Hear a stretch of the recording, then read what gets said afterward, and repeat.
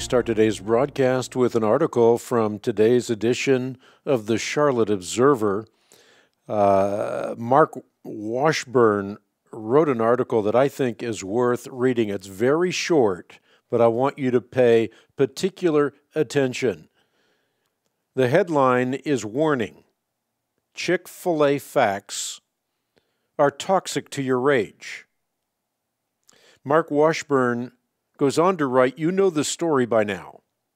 You know that during a visit to North Carolina last month, Chick-fil-A CEO Cathy gave an interview about his company's family-oriented values, which include closing Chick-fil-A on Sundays. You know that Cathy said, "We are very much supportive of the family, the biblical definition of the family unit. We are a family-owned business, and we are married to our first wives. We give God thanks for that." You know that the Jim Henson Company asked that its toys no longer be distributed with Chick-fil-A kids' meals, that the mayor of Boston said that Chick-fil-A was no longer welcome there, and that gay rights groups called for boycotts because Cathy's remarks were construed as opposition to gay marriage.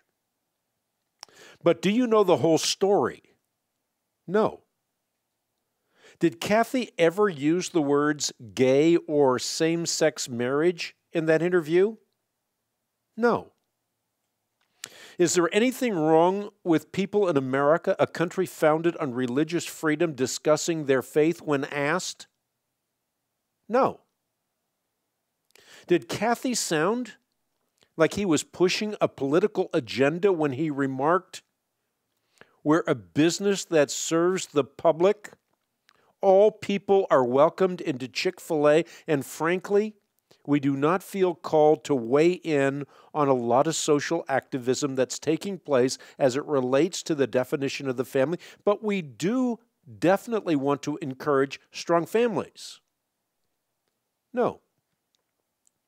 Does Chick-fil-A discriminate against gay people, even married ones, in service or hiring? No. Is Equality Matters an organization that champions gay equality nationally accurate by insinuating that Chick-fil-A promotes hate or discrimination by making donations through its charity to groups like the Fellowship of Christian Athletes? No. Has Chicago Mayor Rahm Emanuel done his homework on the issue when he said Chick-fil-A values are not Chicago values?